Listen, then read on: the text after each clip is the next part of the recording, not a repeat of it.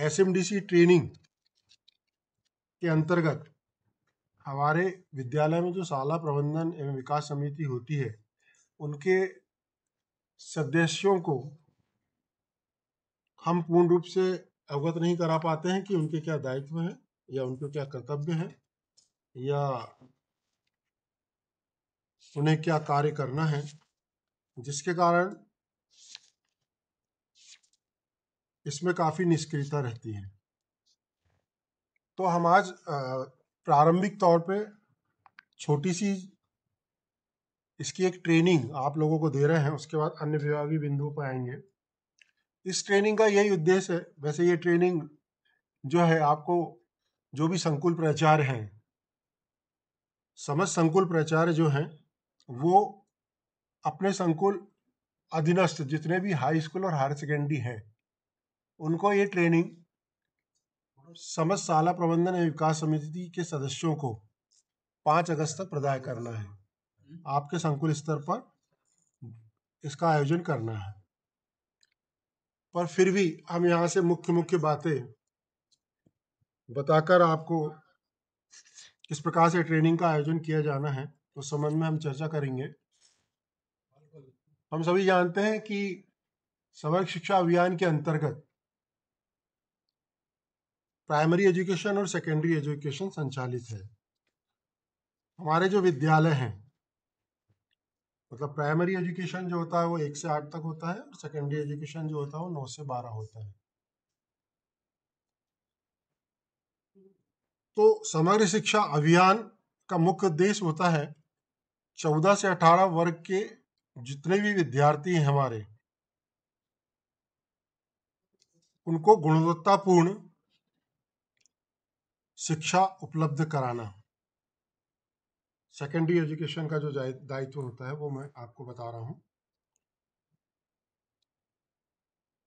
इसमें जो जितने भी बच्चे हमारे आते हैं 14 से 18 आयु वर्ग के, वे सभी बच्चे शाला में प्रवेश ले लें, ये प्रमुख दायित्व हमारा सबसे पहले होता है। सामान्यतः हम देखते हैं कि कक्षा 9वीं में जो नामांकन होता है उसके लिए हमारे यहाँ से निर्देश होते हैं कि आपके कैचमेंट में जो भी शालाएं आती हैं, जिनके बच्चे आपके यहाँ प्रवेश लेते हैं, उनके प्रधान पाठकों से आप कक्षा 8वीं उत्तीर्ण समस्त विद्यार्थियों की TC ले लें और अपने यहाँ उनका नामांकन कर दें। मतलब उनका कक्षा 9वीं में प्रवेश सुनिश्चित किया जाए। बच्चों की शिक्षा पालकों के लिए बोझ न बने, ऐसी व्यवस्था समग्र शिक्षा अभियान सुनिश्चित करता है और सभी बच्चों को गुणवत्तापूर्ण शिक्षा उपलब्ध हो जावे, इसके लिए आवश्यक उपाय भी समग्र शिक्षा अभियान के अंतर्गत किए जाते हैं।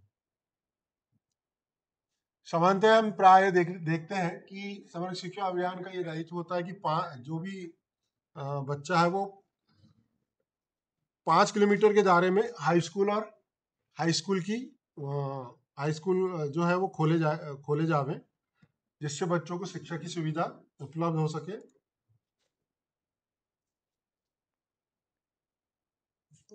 और सभी बच्चे 100% शाला में उपस्थित रहे और उनका ठहराव जो है वो शाला में रहे। जो बच्चे हमारे SC ST या निःशक्त या OBC या अल्पसंख्यक या जो बालिकाएं हैं, वो सभी शिक्षा की मुख्य धारा से जुड़े रहें। तो मैंने जैसा आपको अवगत कराया कि कक्षा 8वीं पास सभी बच्चों का कक्षा 9वीं में नामांकन हम किस प्रकार से करते हैं। कैचमेंट की जो भी शालाएं हमारे कैचमेंट के, उनके सभी माध्यमिक विद्यालय जितने भी हमारे कैचमेंट में आते हैं, उनके सभी बच्चे कक्षा 9वीं में दर्ज हो जावे, ये हमारी जिम्मेदारी होती है।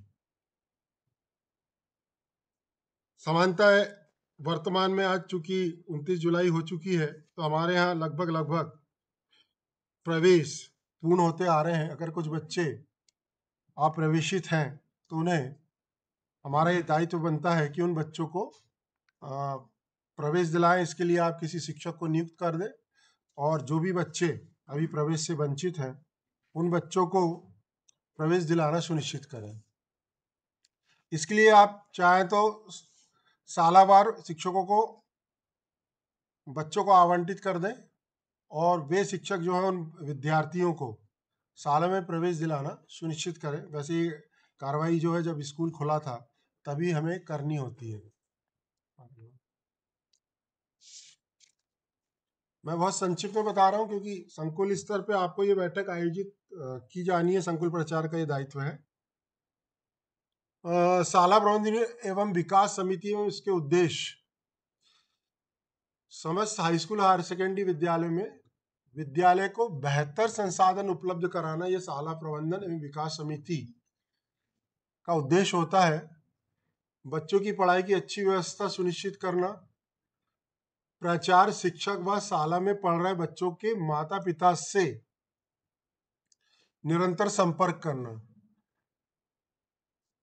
राष्ट्रीय माध्यमिक शिक्षा अभियान के तहत शाला प्रबंधन एवं विकास समिति का जो गठन होता है, पूर्व में हम देखते हैं कि पूर्व में हमारे 18 सदस्य होते थे, 17 सदस्य होते थे। 17 सदस्य इस प्रकार से होते थे। इसमें विद्यालय का प्राचार्य जो होता था वो अध्यक्ष होता था, एक शिक्षक विज्ञान विषय से संबंधित होता था, एक शिक्षक सामाजिक विज्ञान से संबंधित होता था, एक शिक्षक गणित विषय से, एक शिक्षक ललित कला, हस्तकला, संस्कृति, एक पुरुष पालकों में से, एक महिला पालकों में से, एक SC/ST समुदाय से, एक अल्पसंख्यक से, एक सदस्य जो होता था वो पंचायत से होता था या स्थानीय निकाय से, एक महिला समूह से, एक ग्राम शिक्षा समिति से, एक अधिकारी होता था जिला शिक्षा अधिकारी द्वारा मनोनीत शिक्षा विभाग से, और 3 विशेषज्ञ ये भी जिला शिक्षा अधिकारी द्वारा मनोनीत होते थे, और एक व्यक्ति लेखा और ऑडिट से होता था। ये समिति में उन शालाओं के लिए, उन शालाओं में लागू होती है जहां 9 से 12 कक्षा 9 से 12 संचालित है। परंतु यदि किसी विद्यालय में 6 से 10, 6 से 12, 1 से 12, 1 से 10, एक शाला एक परिसर के रूप में यदि विद्यालय संचालित है तो उसका जो स्वरूप है वो थोड़ा सा परिवर्तित होता है।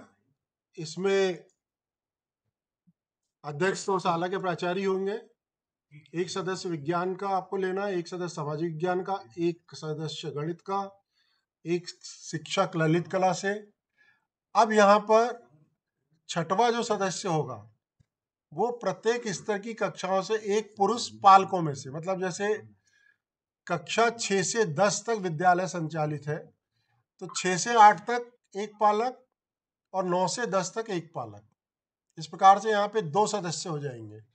यदि विद्यालय 6 से 12 तक संचालित है तो 6 से 8 तक एक पालक और 9 से 12 तक एक पालक। ठीक है। यदि विद्यालय 1 से 12 तक संचालित है, 1 से 5 तक एक पालक, 6 से 8 तक एक पालक और 9 से 12 तक एक पालक। इस प्रकार से मतलब प्रत्येक स्तर की कक्षाओं से हमको एक पुरुष पालक सदस्य के रूप में लेना होता है। मतलब यहाँ पे ये जो सदस्य संख्या वो 3 हो जाती है। इसी कार से 7वां जो सदस्य होता है वो महिला पालकों में से होता है। इसमें भी वही देखेंगे, प्रत्येक स्तर की कक्षाओं से एक महिला पालक। मतलब यदि विद्यालय कक्षा 6 से 10 तक संचालित है तो 6 से 8 तक एक महिला और 9 से 10 तक एक महिला पालक यहाँ पे सदस्य के रूप में मनोनीत होगी। इसी कारण से यदि विद्यालय 1 से 12 तक संचालित है, 1 से 5 तक एक महिला पालक, 6 से 8 तक एक महिला पालक और 9 से 12 तक एक महिला पालक। इस प्रकार से यहाँ पे 3 महिला पालक सदस्य के रूप में मनोनीत होंगी। तो ये मतलब कहने का अभिप्राय है कि ये जो समिति बनेगी वो एक परिसर एक शाला से संबंधित है। इसी कारण से 8वां जो सदस्य है, एक पालक कक्षा 9 से 10 या 9 से 12 के विद्यार्थियों में से SC या ST, और यहाँ पर ही वही बात है, एक पालक कक्षा 1 से 5 अथवा 6 से 8। मतलब यहाँ पे 2 सदस्य चयनित होंगे। मतलब आपको एक पालक जो SC/ST का लेना है वो 9 से 12, या आपका विद्यालय अगर 10 तक है तो 9 से 10 का, और एक पालक 1 से 5 स्तर में से ले लें या 6 से 8 स्तर में से ले लें SC/ST का। इस प्रकार से ये 8वां सदस्य होगा। और उसके बाद के मतलब यहाँ पे ये जो चेंजेस है ये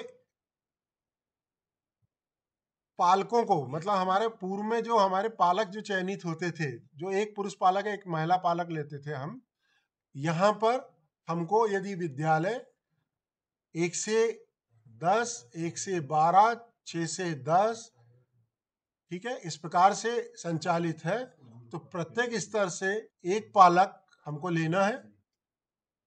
SC/ST के संदर्भ में 9 से 12 या 9 से 10 विद्यालय 1 से 10 या 1 से 12 विद्यालय संचालित है, तो 9 से 10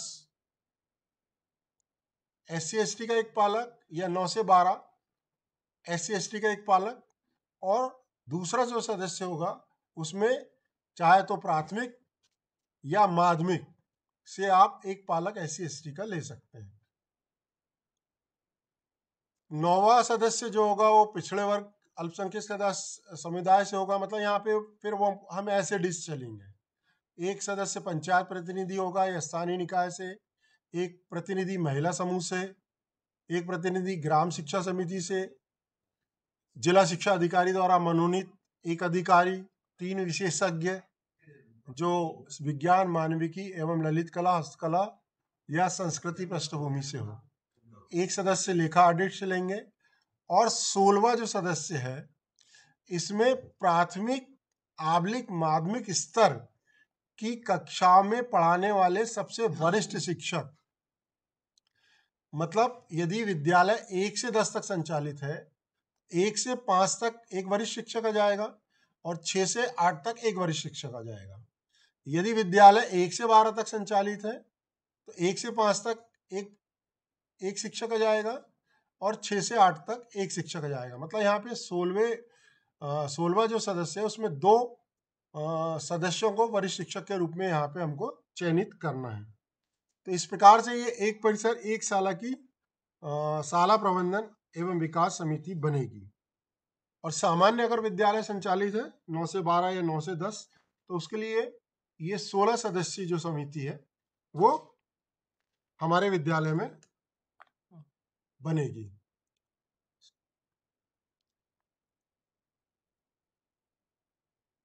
अब यहाँ पे शाला प्रबंधन एवं विकास समिति की जिम्मेदारी और कर्तव्य, इसके अभाव में कई बार हम कुछ ऐसे कार्य कर जाते हैं जो हमारी कार्यशैली पर प्रश्न चिन्ह लगाता है। अब सबसे पहला जो बिंदु है इसमें कि शाला की आवश्यकताओं के ध्यान में रखते हुए शाला विकास योजना बनाना। शाला विकास योजना हम आपको नवंबर दिसंबर में जब हमारी वार्षिक कार्य योजना बनती है तब मांगते हैं,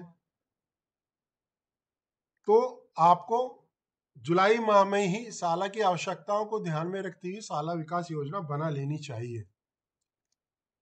प्रत्येक द्वितीय एवं तृतीय शनिवार को, प्रत्येक महीने के द्वितीय एवं तृतीय शनिवार को शाम 4 बजे अनिवार्य रूप से शाला प्रबंधन एवं विकास समिति की बैठक हमें आयोजित करनी चाहिए और उसमें कार्रवाई विवरण आपको तैयार करना चाहिए।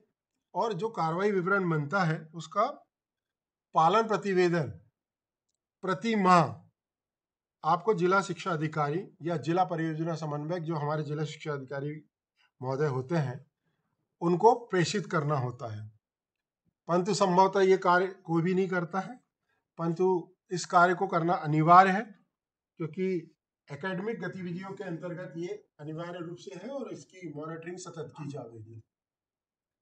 इसी कारण से विद्यालय को जो भी राशि डीजीगोप के माध्यम से वर्तमान में प्राप्त हो रही है उसके आय व्यय का विवरण तिमाही, मतलब हर क्वार्टरली आपको आय व्यय का विवरण तिमाही उसका उपयोगिता पत्र बनाकर आपको जिला कार्यालय में जमा करना होता है कि आपने प्रत्येक तिमाही में कितनी राशि व्यय की। जैसे कि आप सभी जानते हैं कि इस वर्ष हमने जुलाई माह में ही सभी विद्यालयों को राशि आवंटित हो चुकी है। तो आप प्रत्येक त्रैमासिक कितनी राशि व्यय करते हैं, उसका उपयोगिता प्रमाण पत्र आपको जिला परियोजना समन्वयक अर्थात जिला शिक्षा अधिकारी महोदय को या जिला शिक्षा अधिकारी कार्यालय में प्रस्तुत करना होगा या प्रेषित करना होगा। विद्यालय के सभी बच्चों को समय पर पठन पाठन सामग्री की उपलब्धता सुनिश्चित करना। जैसा कि आप सभी जानते हैं कि कक्षा 1 से 12 तक हमारे विद्यालय में पढ़ने वाले सभी बच्चों को निःशुल्क पाठ्य पुस्तकें उपलब्ध कराई जाती हैं। तो ये आवश्यक है कि हमारे विद्यालय के सभी विद्यार्थियों के पास निःशुल्क पाठ्य पुस्तक की उपलब्धता हो जाए। ये एसएमडीसी की जिम्मेदारी है और उसका कर्तव्य है। यदि स्कूल से संबंधित कोई समस्याएं हैं और जो स्थानीय स्तर पर हल हो सकती है, तो जो आपका स्थानीय निकाय होता है, चाहे वो पंचायत हो, चाहे ग्राम मतलब आपके नगर परिषद हो, नगर पालिका हो, इनको समय समय पर आपके विद्यालय से संबंधित जो समस्याएं हैं उनको आपको अवगत कराते रहना चाहिए। विद्यालय के सर्वांगीण विकास, शैक्षणिक हो, चाहे प्रशासनिक हो, चाहे वित्तीय हो, इन सभी गतिविधियों में हमारा ये प्रयास होना चाहिए कि इसमें समुदाय की सहभागिता हो। और समुदाय की सहभागिता तभी हो सकती है जब हम समुदाय के समक्ष इन बातों को रखेंगे, तभी हमारा विद्यालय सर्वांगीण विकास कर पाएगा। शाला विकास योजना के अनुसार विद्यालय की आवश्यकताओं को समिति के सामने रखना एवं अन्य विभागों की योजनाओं से लाभ लेना, ये भी शाला प्रबंधन एवं विकास समिति का दायित्व होता है। साथ ही साथ पालकों की तथा समुदाय की शाला में 100% भागीदारी हो, इस हेतु हमें समय समय पर अभिभावक बैठक करनी चाहिए या अभिभावक मेला भी आयोजित करना चाहिए विद्यालय में, ताकि जो अभिभावक है वो विद्यालय और विद्यार्थियों की आवश्यकताओं के अनुरूप अपनी सहभागिता सुनिश्चित कर सके। हमारे पास शाला प्रबंधन समिति की निधियों के आय व्यय का लेखा रखना, ये भी शाला प्रबंधन समिति का दायित्व होता है और उसका ऑडिट भी हम जानते हैं कि हमको प्रतिवर्ष कराना होता है। तो ये महत्वपूर्ण होता है कि जो भी आय व्यय आप कर रहे हैं उन सभी बातों से आपकी जो समिति है वो पूर्ण रूप से उसकी जानकारी रखती हो और उससे आपको अवगत कराना संस्था प्रमुख का दायित्व होता है। शाला प्रबंधन समिति का ये भी दायित्व होता है कि जो कमजोर एवं वंचित वर्ग के बच्चे होते हैं उनके साथ किसी प्रकार का भेदभाव ना हो।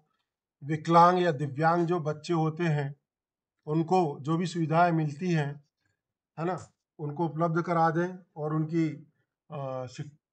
जो शिक्षा है उसमें किसी प्रकार से कोई प्रभाव ना पड़े, ये हमारा दायित्व होता है।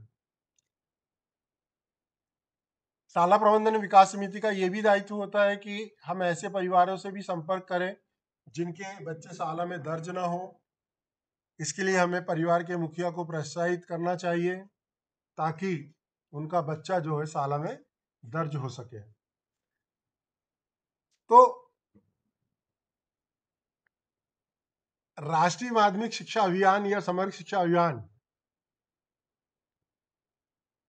की जितनी भी गतिविधियां हैं, चाहे वो योजना निर्माण या योजना के क्रियान्वयन से संबंधित हो या उनका अनुवीक्षण, मूल्यांकन, आंकड़ों का संचलन या योजना के घटकों से संबंधित जो भी चीजें होती हैं उनका उनमें सुधार हो या उनका उपचार हो, ये शाला प्रबंधन एवं विकास समिति का या एसएमडीसी का दायित्व होता है और उसका उत्तरदायित्व उसके ऊपर पूर्ण रूपेण होता है। एसएमडीसी के जितने भी अभिलेख हैं व्यय संबंधी, चाहे वो आवृत्ति हो चाहे अनावृत्ति हो, उन सभी का हमें संधारण करना चाहिए और समिति का प्रत्येक सदस्य इन अभिलेखों से अवगत होना चाहिए। मतलब हमारा ये दायित्व होता है कि उन अभिलेखों को समिति के सदस्यों के समक्ष हम प्रस्तुत करें।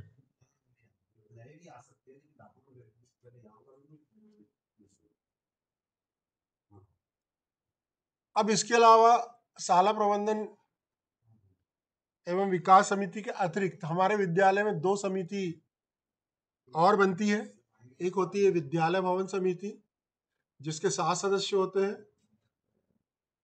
विद्यालय भवन समिति का मुख्य उद्देश्य होता है कि आपके विद्यालय में यदि निर्माण कार्य, सुधार, मरम्मत, रखरखाव इत्यादि से संबंधित कोई समस्याएं हैं, तो ये जो समिति है उन कार्यों को करने के लिए उत्तरदायित्व होगी।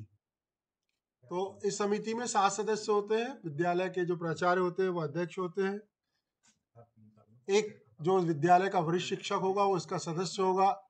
एक पुरुष पालकों में से, एक महिला पालकों में से, एक पंचायत प्रतिनिधि या स्थानीय निकाय से, एक विशेषज्ञ निर्माण कार्य से संबंधित, वो चाहे सिविल इंजीनियर हो सकता है, आप चाहे तो इसको बीआरसी कार्यालय में जो उपलब्ध सब इंजीनियर वगैरह होते हैं उनको आप रख सकते हैं, और एक व्यक्ति लेखा ऑडिट से होता है। ये समिति बनाना इसलिए भी आवश्यक है कि विगत वर्ष हम जानते हैं कि हमारे जिले के 206 विद्यालयों को मरम्मत कार्य के लिए 3-3 लाख रुपए प्रदान किए गए थे, और भवन समिति के अभाव में, विद्यालय भवन समिति के अभाव में कुछ विद्यालयों के द्वारा कुछ ऐसे कार्य करवा लिए गए जो आपत्तिजनक थे, जिसके कारण उनके जो बिल वाउचर हैं वो काफी शंका की दृष्टि से देखे गए, स्पष्ट कहना चाहूंगा मैं यहाँ पर। और उन्हें निकालने में या उन्हें मतलब काफी कठिनाइयां संबंधित विद्यालय के प्राचार्य को गई, ये आप सभी जानते हैं, क्योंकि जब तक आप सही बिल वाउचर प्रस्तुत नहीं करते हैं तो वो मान्य नहीं होता है। तो विद्यालय भवन समिति में एक जो सब इंजीनियर होता है उसके देखरेख में जो भी निर्माण, रखरखाव या मरम्मत के जो कार्य होते हैं, जिसके लिए आपको अगर राशि जारी होती है तो ये समिति उसके लिए उत्तरदायी होती है। तो ये आवश्यक नहीं है कि ये समिति केवल जब आपको अनुरक्षण की राशि प्राप्त हो तभी ये समिति कार्य करेगी। यदि विद्यालय में किसी प्रकार से मरम्मत की आवश्यकता हो या निर्माण कार्य की आवश्यकता हो या किसी प्रकार की अधोसंरचना से संबंधित कोई कार्य आपको कराए जाने हैं, तो ये समिति इसका पूर्ण रूप से विद्यालय की कार्य योजना में उसको शामिल करेगी और उसका प्रस्ताव जो है वो वरिष्ठ कार्यालय में प्रेषित करेगी। क्योंकि हम जानते हैं कि जैसे जैसे हमारी दर संख्या बढ़ रही है वैसे वैसे हमारे यहाँ कक्षों की कमी हो रही है। हम ये देखते हैं कि जब हम वार्षिक कार्य योजना में आप लोगों से गूगल शीट के माध्यम से जानकारी मांगते हैं, तभी आप अवगत कराते हैं कि हमारे यहाँ इतने कक्षों की कमी है या हमें इतने कक्ष की आवश्यकता है, जबकि ये कार्य वर्ष पर्यंत चलना चाहिए। कि अगर आपके यहाँ कक्षों की कमी है या आपको कक्ष आवश्यक हैं या किसी मरम्मत की या सुधार की आवश्यक है या रखरखाव आपको करने की ज़रूरत है, तो इसके प्रस्ताव एस्टीमेट के साथ हमारे कार्यालय में जमा कर देना चाहिए, ताकि हम उसको वरिष्ठ कार्यालय को प्रेषित कर सकें। तो ये विद्यालय भवन समिति दूसरी समिति होती है। तीसरी एक और समिति होती है विद्यालय शैक्षिक समिति, जिसके 9 सदस्य होते हैं। ये जो शैक्षिक समिति होती है ये प्राय विद्यालयों में नहीं बनाई जाती है। जब हम मॉनिटरिंग पे जाते हैं और रजिस्टर देखते हैं तो हमको केवल एक ही समिति जो एसएमडीसी की होती है वो बनी पाई जाती है। ये जो ऑनलाइन बैठक है पूर्व में भी हमारे कार्यालय से आयोजित करती गई, और जो हमारे मास्टर ट्रेनर थे वो इन सभी बातों से आपको अवगत कराते रहे हैं, लेकिन परंतु फिर भी आपने उसको गंभीरता से नहीं लिया।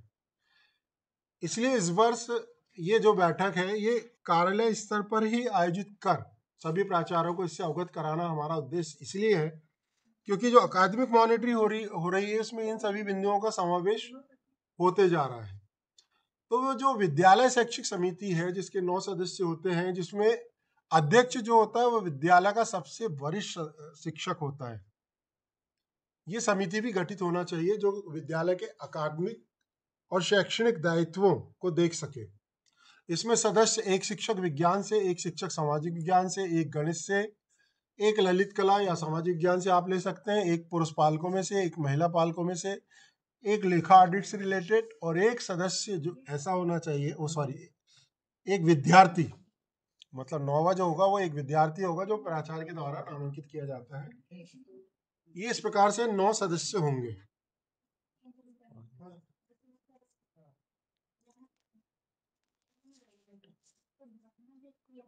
अब ये जो शैक्षिक समिति है इसके क्या दायित्व होते हैं?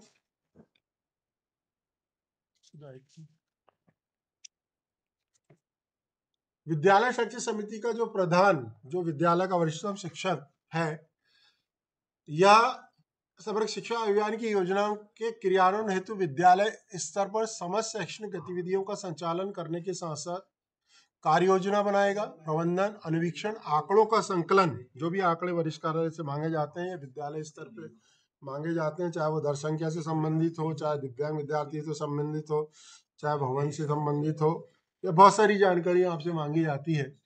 ये उन आंकड़ों का संकलन करेगा, विद्यालय की क्या प्रकृति है उसका प्रतिवेदन, आय व्यय से संबंधित अभिलेखों का संधारण, ये वरिष्ठ शिक्षक का दायित्व होता है। और समानता हमारे यहाँ जो डिजिगोप के माध्यम से जो राशि का आय व्यय किया जाता है उसमें जो अप्रूवर होते हैं वो संस्था के प्राचार्य होते हैं, वेरीफायर जो होते हैं वो शाला के वरिष्ठ शिक्षक ही होते हैं। तो ये दोनों का दायित्व होता है कि ये जो जितनी भी विद्यालय से संबंधित जानकारियां हैं उनके अभिलेख संधारित करें। विद्यालय शैक्षिक समिति जो है वो शैक्षणिक गुणवत्ता में सुधार हेतु असमानता, चाहे वो सामाजिक रूप में हो, चाहे आर्थिक रूप में हो, चाहे वो जेंडर के रूप में हो, चाहे वो दिव्यांग, अगर कोई बच्चा आपके यहाँ पे अध्ययनरत है,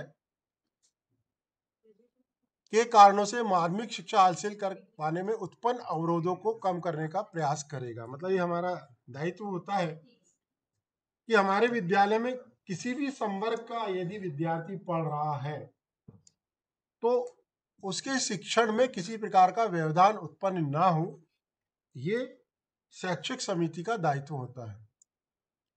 यह समिति विद्यालय में शिक्षकों एवं विद्यार्थियों की उपस्थिति सुनिश्चित करने, विद्यार्थियों की उपलब्धि स्तर के उन्नयन, शिक्षकों का प्रशिक्षण हेतु नामांकन, पाठ्य एवं पाठ्येतर गतिविधियों का संचालन करने के साथ साथ शिक्षकों तथा विद्यार्थियों के समग्र शैक्षिक एवं व्यक्तित्व विकास के लिए उत्तरदायी होती है। ठीक है, तो ये मुख्य रूप से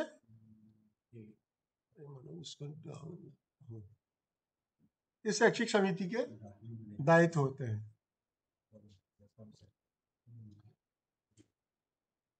अब ये जितनी भी समितियां होती हैं उनकी बैठकें हमको किस प्रकार से आयोजित करना है, हम सभी जानते हैं कि प्रत्येक माह में एक बैठक हर समिति की हो जाना चाहिए।